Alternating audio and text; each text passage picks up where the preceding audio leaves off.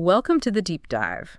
You sent over some fascinating material on Budapest, Hungary, and today we're going to explore the highlights, really dig into what makes this European capital so special and memorable. Our goal is really to give you a strong sense of the city, almost like a mental guidebook, filled with the essential experiences. Exactly. Yeah, we've got a rich collection of insights here, touching on everything from, like, the city's impressive architectural and historical landmarks to its wonderfully relaxing thermal baths and some, well, truly unique attractions. Right. Think of this as your fast track to understanding the heart and soul of Budapest. Okay, perfect. Let's get started then maybe with the architecture and history. They seem so intertwined in Budapest's identity. And I guess the first place that comes to mind, the one that kind of dominates the skyline, is Buda Castle. Buda Castle is indeed iconic. Yeah. As the sources highlight, its origins go all the way back to the 13th century. Though the magnificent Baroque palace we see today, that largely dates from the 18th century. Wow, 18th century. Yeah, Buda Castle isn't just a beautiful structure. Its various iterations over centuries reflect, well, the changing fortunes and aspirations of the Hungarian nation. From medieval stronghold to imperial palace, it's seen a lot. You can just picture that evolution, can't you? That grand green dome, the pointed arches, those tall columns of the current talus. It evokes such a sense of history. And it sounds like it's not just a visual spectacle. There's so much to actually experience within its walls. Absolutely. A visit to Buda Castle offers a real journey through time. Touring its elegant rooms, like the opulent St. Stephen's Hall and the royal bedrooms, allows you to sort of imagine the lives of those who once lived there. Right.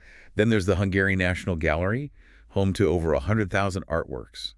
A deep immersion into Hungarian artistic expression. 100,000, wow. Yeah, and of course the panoramic views of Budapest from the castle are just stunning. They give you a crucial perspective on the city's, vastness and layout. Speaking of stunning architecture with deep historical roots, St. Stephen's Basilica is another landmark that immediately stands out. Built between, 1851 and 1905. That's right. And named in honor of Hungary's first king. That gives it immense national significance, doesn't it? It really does. Yeah. What's fascinating here is the way the basilica blends neoclassical and neo-Renaissance styles. Right. And its design follows a Greek cross plan. That symmetrical layout with 4 arms of equal length. Ah, okay. The exterior is certainly imposing. You've got that sizable green dome topped by a cross, flanked by 2 bell towers and those striking Corinthian columns. And the clocks.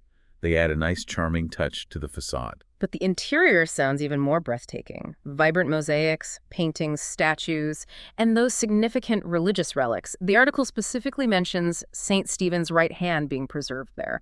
That's a truly important artifact, historically and religiously. Indeed.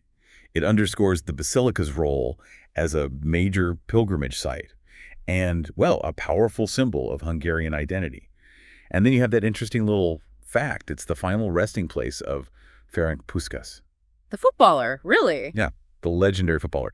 A name that resonates deeply within football history, It highlights how the basilica holds both spiritual and cultural importance for the nation. And for anyone planning a visit, it's worth noting the entry ticket cost is pretty reasonable, around $6.20, 2,400 forint. Good to know. Okay, moving on to another instantly recognizable landmark, the Hungarian Parliament building.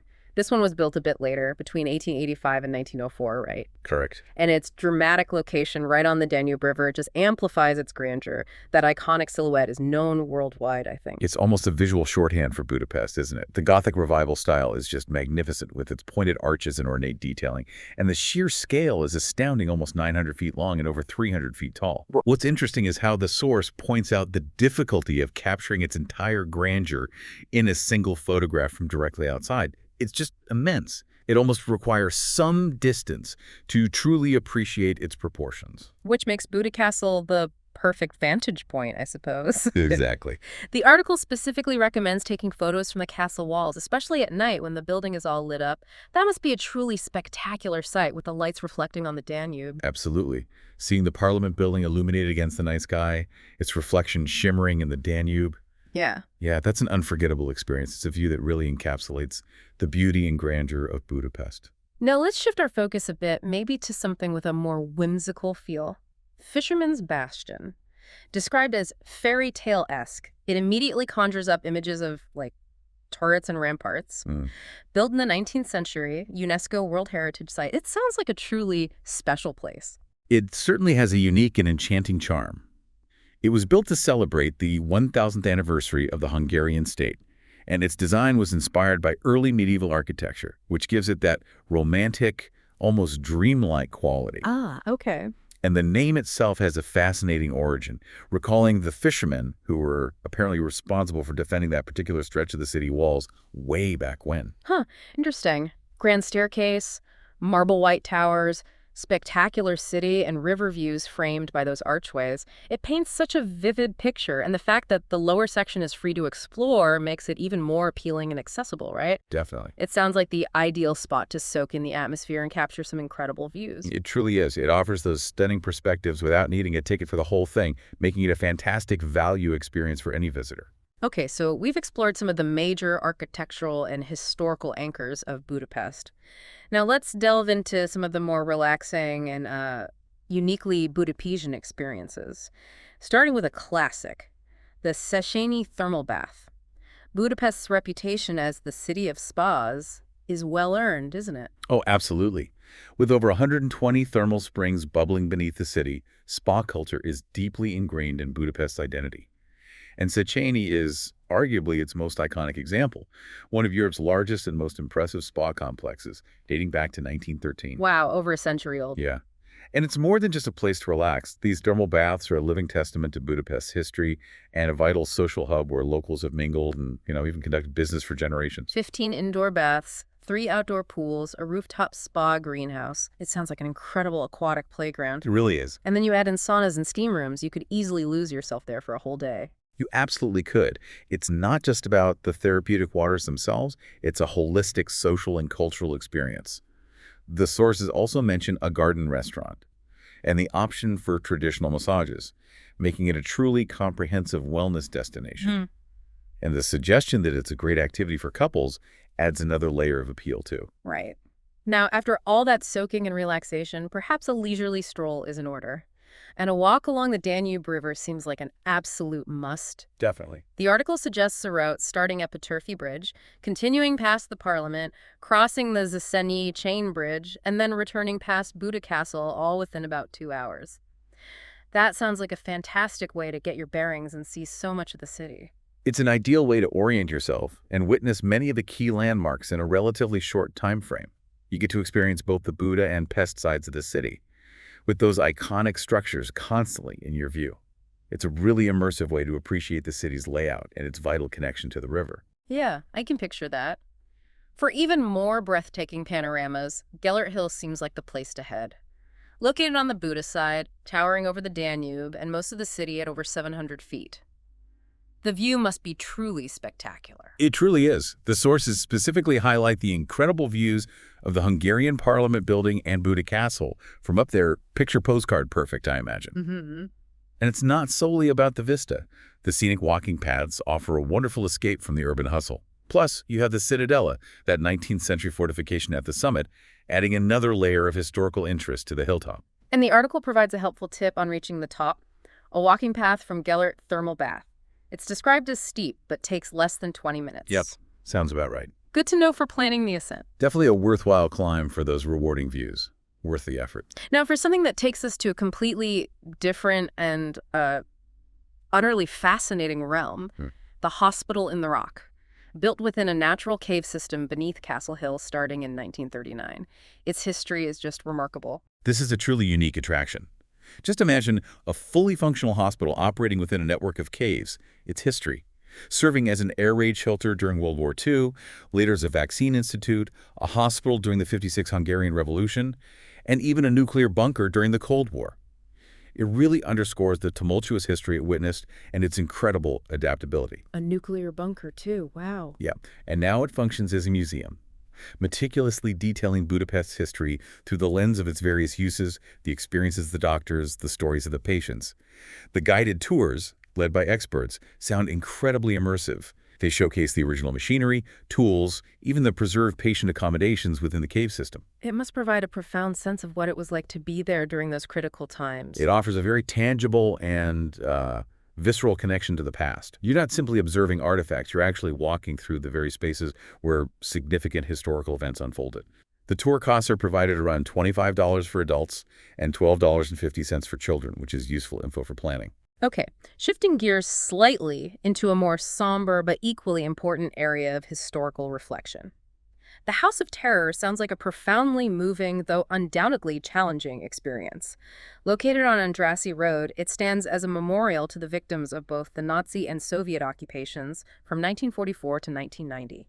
It's a crucial place, really, for gaining a deeper understanding of the more recent and often tragic chapters of Hungarian history.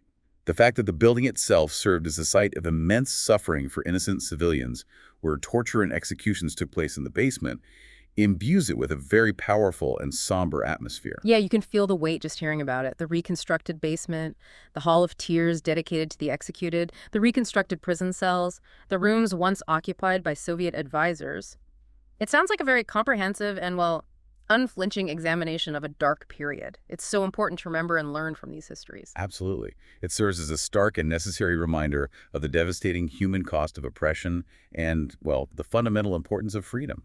And then there's the Shoes on the Danube Bank Memorial, which sounds incredibly poignant and deeply moving, located right along the Danube, near the Parliament building. It's a dedicated tribute to the Hungarian Jews who were tragically shot there by the Arrow Cross Party during those horrific years, 1944 and 1945. This memorial is particularly powerful because of its simple yet devastating symbolism. The approximately 60 pairs of old-fashioned iron shoes representing men, women, and children just left scattered along the riverbank. They speak volumes about the lives so brutally cut short. Gosh. The article mentions that visitors often leave respectful messages and candles there, which further underscores the profound emotional impact of this site. It's a place for quiet contemplation and remembrance, definitely. It truly sounds like it, a very powerful and necessary reminder. Okay, let's maybe turn to some more lighthearted options now for leisure and entertainment. The article mentions the possibility of catching a local soccer match. Budapest has a couple of prominent clubs, including the current champions, Ferencváros. All right, for sports enthusiasts, this could be a fantastic way to immerse themselves in local culture and experience the passion Hungarians have for football. Ferencváros, who play their home games at the Grupa Arena, are currently the top team in the league. Okay. The source does point out a specific requirement for attending their games. You'll need a Frady supporter card. It has a small cost, about $5.20, and you get it at the stadium. Ah, good to know. Attending a match for the other main Budapest club, Budapest FC, seems to have a slightly more straightforward ticket purchasing process online, apparently. Gotcha. Those practical details are really helpful if you're hoping to experience a live match. Finally, the last activity highlighted is going on a Prosecco cruise, which sounds like a wonderfully romantic and relaxing way to see the city at night. It does sound like an ideal way to conclude an evening in Budapest, doesn't it? An evening sightseeing cruise sailing along the Danube offering unlimited Prosecco. Unlimited. Nice. Yeah. Accompanied by music and an informative audio guide, while passing by those brilliantly illuminated landmarks like Buda Castle, the Parliament Building, Gellert Hill. It's an experience perfectly designed for both relaxation and visual delight. And the tip to arrive a bit early to secure a seat on the top deck is definitely good advice. Seeing those magnificent buildings lit up from the perspective of the river must offer a completely unique and truly unforgettable experience. It's that appealing combination of relaxation, enjoyable entertainment, and absolutely stunning visuals that makes it such an attractive option, I think. So to really bring it all together, Budapest truly seems to offer an incredibly diverse range of experiences, doesn't it? From those profoundly significant historical and cultural landmarks that narrate the rich story of the city and the Hungarian nation, to the more tranquil and rejuvenating thermal baths, and then those uniquely powerful and perhaps reflective attractions like the Hospital in the Rock and the Shoes on the Danube Bank. And even the opportunity for some vibrant local entertainment, like a soccer match or, a sophisticated Prosecco cruise. Absolutely. It's a city brimming with layers, offering something to captivate a wide spectrum of interests and providing a really comprehensive understanding of Hungarian history, culture, and contemporary life. Hopefully this deep dive has provided, a valuable and insightful overview of what makes Budapest so uniquely special. Definitely. It really has. And on that note, considering this captivating blend of significant historical weight and vibrant modern life that we've explored in Budapest, What single experience, in your opinion, might offer the most profound glimpse into the true essence of the Hungarian spirit? It's a fascinating question to ponder, I think, as you consider all that this incredible city has to offer.